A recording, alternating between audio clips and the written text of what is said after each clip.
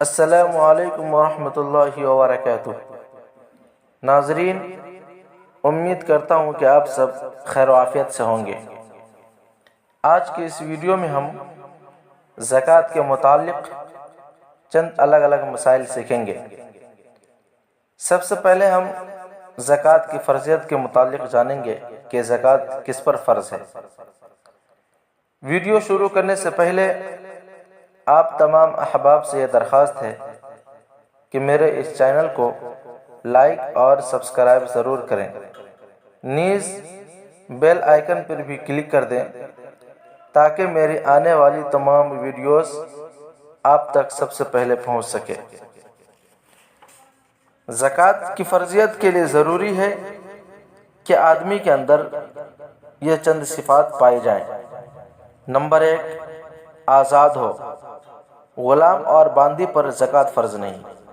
Number 2، مسلمان ہو، کافر پر زکوٰۃ فرض نہیں۔ نمبر 3، سمجھدار ہو، پاگل پر زکوٰۃ فرض نہیں ہے۔ نمبر 4، بالغ ہو، بچہ پر زکوٰۃ فرض نہیں ہے۔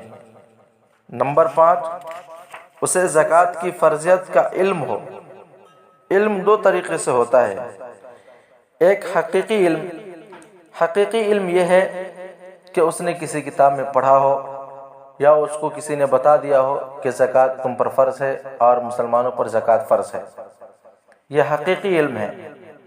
اور حکماً علم یہ ہے کہ وہ اسلامی ماحول میں رہ رہا ہے اور اسلامی ملک میں رہ رہا ہے، تو حکماً یہ سمجھا جائے گا کہ اسے زکوٰۃ کی فرضیت کا علم ہے۔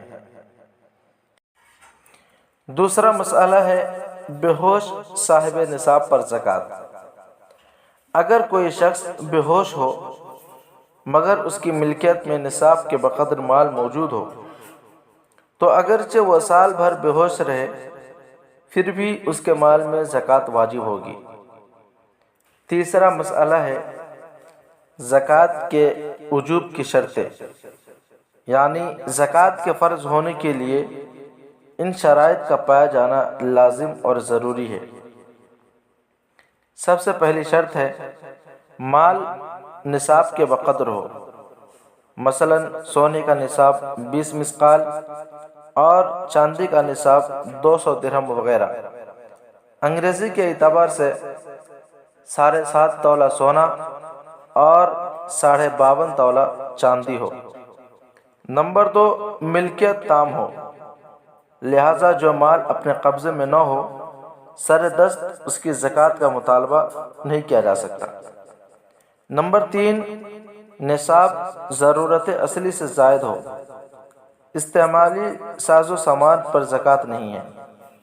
نمبر 4، نصاب قرض سے خالی ہو۔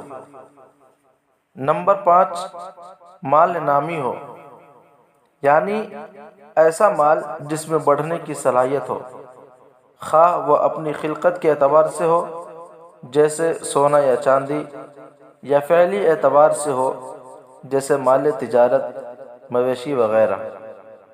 حوالہ کتاب المسائل، جلد 2، صفحہ 210۔